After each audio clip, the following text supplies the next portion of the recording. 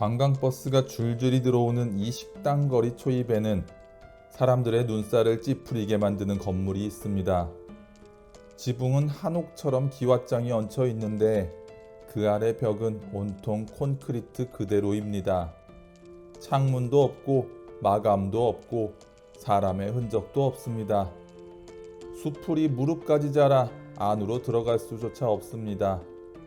한쪽 구석 쌓여있는 시멘트 포대는 포장지가 다 사가 없어져서 시멘트 가루가 포대 모양 그대로 굳어 있습니다.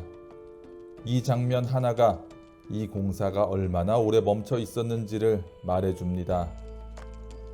이곳은 총 32개 객실 규모의 풀빌라 단지인데요. 이 풀빌라가 공사를 멈춘 이유가 단순히 공사비가 부족해서만은 아니라고 하는데요. 선배님들 안녕하세요. 기러기 아범 기범이 인사드립니다.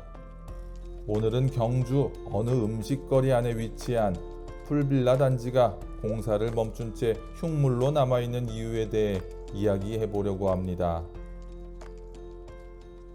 몇 년 전부터 풀빌라가 유행하기 시작했는데요.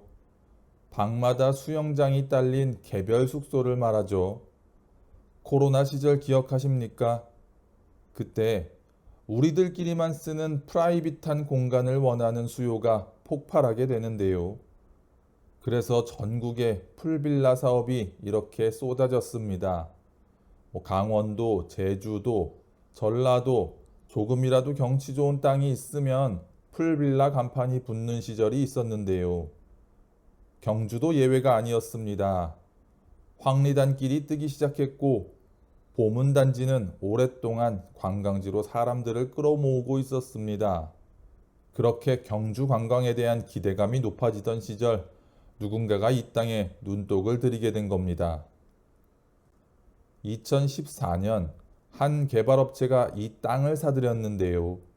경주 보문관광단지 인근이라는 입지를 내세워서 풀빌라 분양 사업을 추진하려 했던 것으로 보입니다. 한옥풍 외관에 객실마다 수영장을 갖춘 32개 호실, 말만 들어보면 그럴듯한 사업인데요. 그러나 막상 현장을 보면 이야기가 달라집니다. 각 호실의 크기가 너무 작은데요. 수영장이 딸린 방이라고 하기엔 수영장이 너무 작고, 작은 수영장이 딸린 방이라고 하기에는 방도 너무 작아 보이는데요. 방도 수영장도 작은데 그마저도 따닥따닥 붙어 있는 모습이 마치 토끼굴 같기만 합니다. 풀빌라 하니 억지로 수영장을 끼워 넣은 것 같은 모양새인데요. 정작 사람이 지낼 공간마저도 쪼그라든 모습입니다. 입지도 애매하기만 한데요. 황리단길이라고 하기엔 너무 외곽이고 보문단지라고 하기에는 핵심 관광벨트에서 비껴나 있습니다. 어느 쪽에도 속하지 않은 어중간한 자리였습니다. 그런데도 공사는 시작됐습니다. 그리고 이렇게 수년간 멈춰져 있습니다. 이 건물이 이렇게 된 건 단순히 공사비가 부족해서가 아닌 걸로 보이는데요. 개발업체가 땅을 산 지 얼마 지나지 않아 전국 각지에 있는 십수명의 사람들이 이 땅에 대해 법원에 가처분을 걸기 시작했습니다. 어림잡아도 십수명인데요. 분양계약자일 수도 있고 투자자였을 수도 있고 사업 자금을 댄 사람이었을 수도 있습니다. 각자 가처분의 이유는 달랐지만 결론은 하나였을 텐데요. 이 땅과 관련해서 자신들에게 권리가 있다는 것이었습니다. 보통 개발이나 분양 사업이 잘 진행되지 않게 되면 혹시나 개발업체가 그 땅을 다른 사람에게 넘길까봐 분양계약자나 투자자들이 가처분으로 묶어두는데요.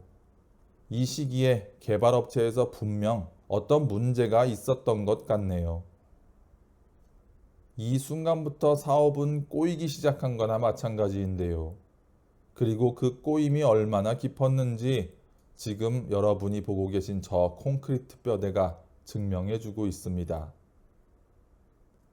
개발사는 결국 땅을 신탁회사에 넘기는데요.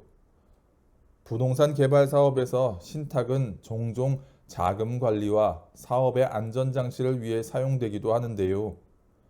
그런데 신탁 이후에도 새로운 가처분이 계속 등장하게 됩니다.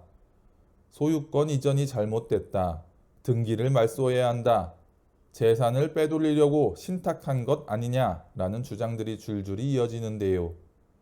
사업 주체, 투자자들, 분양 계약자들, 자금을 댄 사람들, 저마다 자신의 권리를 주장하며 법정으로 향하게 된 거죠. 서로 믿지 못하고 서로 의심하고 서로 욕심을 앞세우는 사이 사업은 사실상 움직일 수 없는 상태가 되었습니다. 그렇게 공사 현장은 그대로 멈췄습니다. 그리고 사람이 들어와 살아야 할 곳에는 잡풀들이 무성히 들어서고 있습니다. 흥미로운 것은 최근 들어 그 수많은 가처분들이 하나둘씩 취소됐다는 점인데요. 법적 분쟁이 일단 정리됐다고 볼 수는 있는 건데 이런 문제들이 정리되었다고 해서 개발 사업이 살아난 것은 아닙니다. 이미 너무 많은 시간이 흘렀습니다. 다시 공사를 시작하기엔 세상이 너무 많이 바뀌어 있는 것이지요. 풀빌라 유행은 지금 어디쯤 왔을까요? 코로나 시절 폭발했던 프라이빗 숙소 수요는 일상이 회복되면서 빠르게 식었습니다.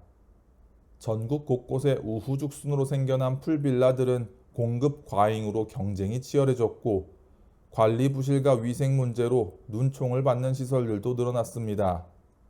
하룻밤에 50만 원, 100만 원을 들여서 예약을 해도 당일 오후 4시에나 들어가서 다음날 오전 11시에는 서둘러 퇴실해야 되는 구조. 그 돈이면 가까운 해외여행을 한 번 더 가보겠다 생각하는 사람들이 하나둘씩 늘어나고 있는데요. 그렇게 한때 인기 숙소였던 곳들도 예약이 줄고 운영난에 빠지는 사례가 속속 나오고 있습니다. 경주도 마찬가지인데요. 황리단길은 지금도 사람들이 많이 찾습니다.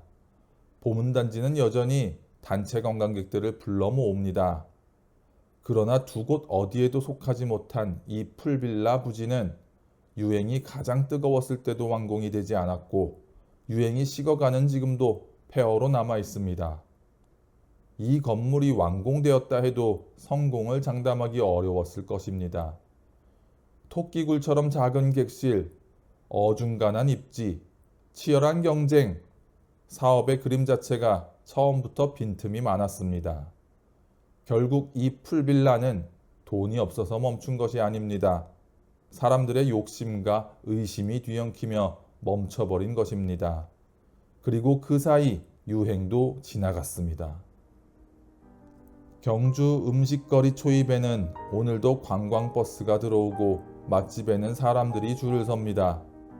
그 열기 바로 옆에서 이 콘크리트 뼈대는 바람을 맞고 서 있습니다. 이곳에는 분양계약서를 믿었던 사람이 있었을 거고 투자 수익을 기대했던 사람도 있었을 것입니다. 그들이 지금 어디서 무엇을 하는지 이 건물은 알지 못합니다. 부동산 개발 사업에서 가장 무서운 것은 공사비 부족이 아닌데요. 이해 관계자들 사이에 신뢰가 무너지는 것이 가장 무서운 겁니다. 누군가가 다른 사람에게 눈속임을 하려 하고 누군가는 의심을 품게 되는 순간 사업은 멈출 수 있습니다. 그리고 한번 멈춘 사업은 다시 살아나기가 여간 어렵지 않습니다.